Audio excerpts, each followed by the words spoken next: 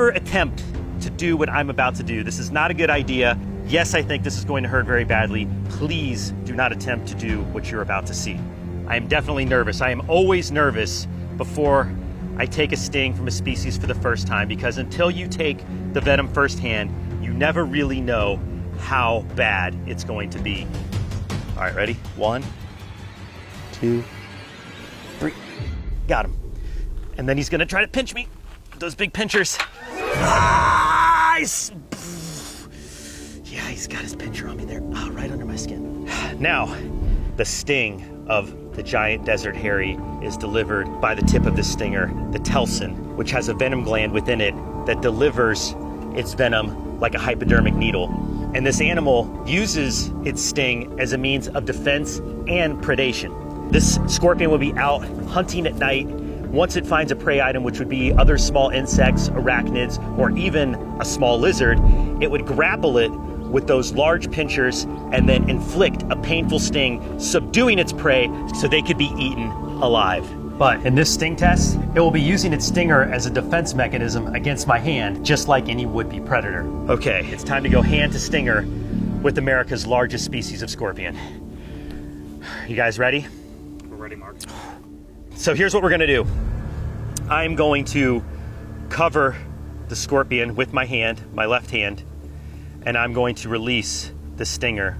When I do that, this scorpion is going to instantly go into defense mode and rapidly sting me with that tail. And I can tell you right now, this scorpion is fired up. It is ready to go.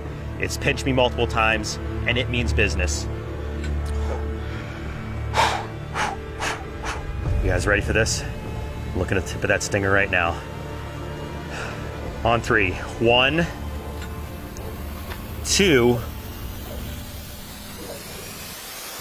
3. He's pinching me. Oh my God, the venom spray. Did you see that? Oh, it's stuck there. I had to pull the stinger out. It was stuck under my skin, and I got sprayed by venom. Did you guys see that pool of venom? Oh my gosh. All right, here, I gotta put this back. Oh yeah, that was a full burst. I definitely got dosed, and it burns. You see it's already starting to get red around my knuckle. It's starting to burn really bad. Hang on.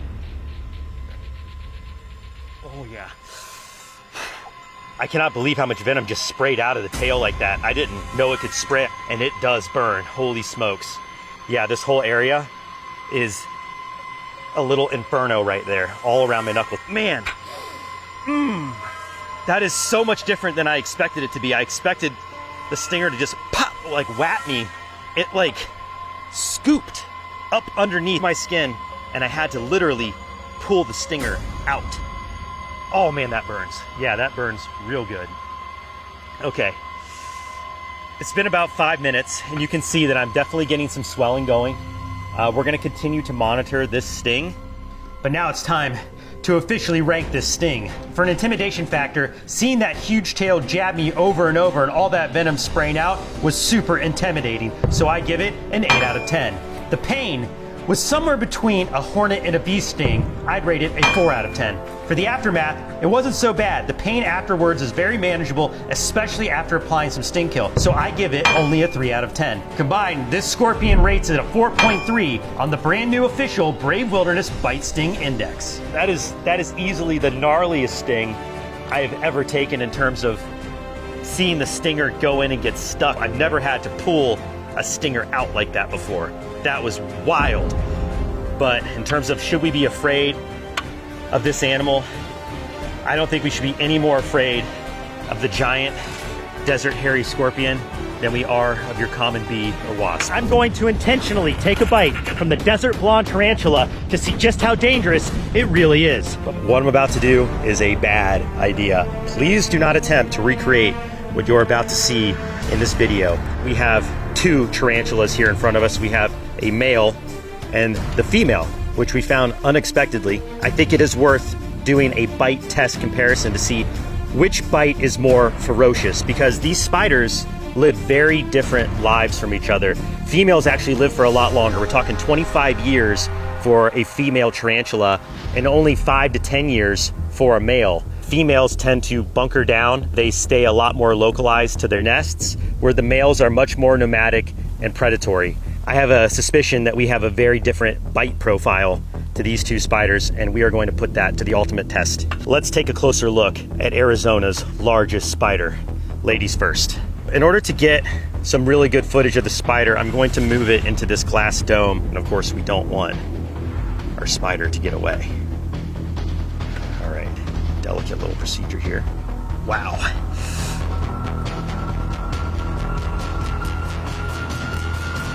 There we go. Perfect. Perfect. Perfect transfer. Oh my goodness. The fangs on these spiders are enormous. It's not just going to be the venom that I'm up against today. We're talking actual puncture wounds from fangs that large. In terms of what they're out here hunting and eating, pretty much anything that they can grapple onto. They are very strong spiders, and of course, possessing those large fangs, they could subdue a variety of prey. Even small lizards would be a good meal for a spider this size. The females tend to be a little bit bigger than the males. They are called a desert blonde tarantula, predominantly because you can see those hairs and just how blonde they are in the middle. But that is a full-grown desert blonde tarantula.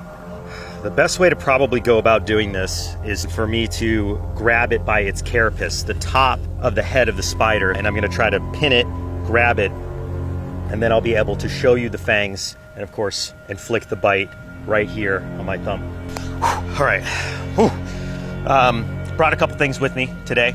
I have a large pair of tweezers. Of course, we always bring first aid kit. The thing I need the most is the EpiPen. The worst outcome that can happen besides the pain that I'm about to experience is an allergic reaction. I think it's time to take the first of 2 bites from a tarantula. Okay, here we go.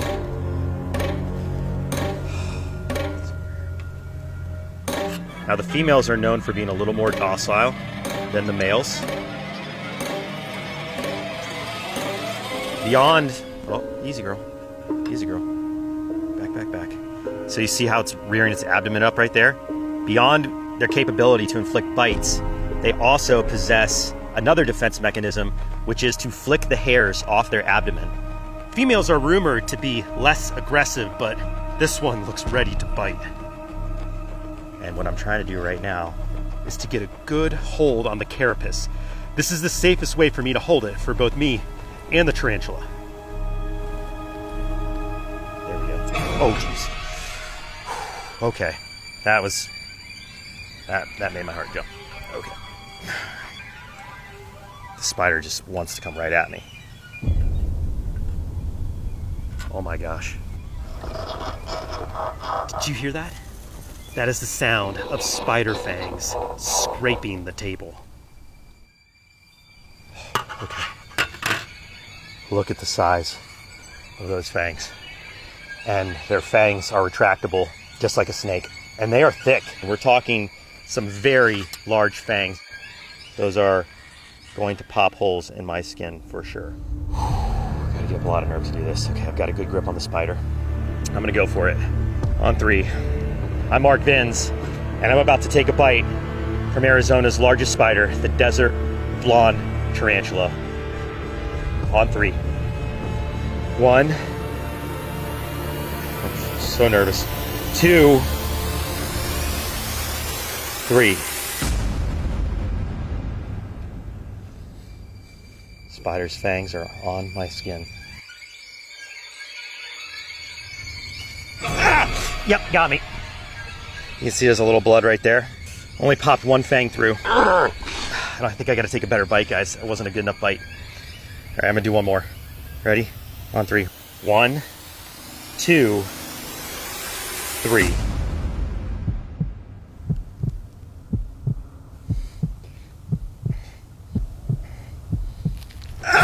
Yeah, that time it got me. That time it got me good. Oh my God. That freaked me out. Oh my gosh. Okay. Hang on, let me get the spider back. Get back in there, girl. Get back in there. Yeah, right there. See that? Definitely burns. Oh my gosh, my adrenaline is like firing right now, guys. I feel like my soul just jumped out of my body. That is the most freaked out I've been around an animal. And it definitely burns. Oh man. My neck, okay? Yeah. My neck is like seized up. It's like I've got a cramp right here. I don't know if it's from the bite or if it's from just the nerves and the tension. Oh my gosh. I think it's nerves. I don't think it's from the venom. Definitely burns. It's definitely a burning sensation. I had to really try hard to get that spider to bite me. I want to point that out, that this spider did not want to bite, but that was not an aggression bite, for sure. Okay, I think I'm good enough to do another bite. I think it's time to bring in the second tarantula and see if the male can inflict a more aggressive bite wound, which I have a feeling that's gonna happen. Males are known to be more aggressive, and that's why I wanted to do a bite test here. Much darker in coloration than the female too. Not looking forward to this. And my hand still burns from that first bite. Okay, come here. Come here, you. Come here, you. Okay. Got a pin. Oh my gosh. Way stronger. Way stronger.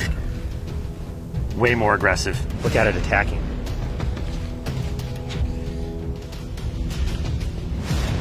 God. Oh boy, that was tough. Okay. There you have it. The male desert blonde tarantula. Here are the fangs. You can see just as terrifying as the female spider. You can see there's even venom on these. Okay, on 3. I'm about to take my second bite, this time from a male and much more aggressive desert blonde tarantula. On 3. 1, 2, 3. Just waiting for the bite to come. You see, he does not want to bite me. It's not as angry as the female. No. Big reaction is that these animals do not want to bite me. So while we've given this spider plenty of opportunity to inflict a bite, you can see it really has no intent to do me any harm. And frankly, it should be a lot more afraid of me than I am of it. So I hope after watching this video, we all have learned some important lessons about Arizona's largest spider. Even though these spiders are large and admittedly pretty creepy, we really have no reason to fear them. And honestly, their venom isn't that strong because spiders this large tend to use their strength to overtake their prey. They don't want to bite you, and even if they do, it's really not that bad. All right, let's let our spiders back off into the desert.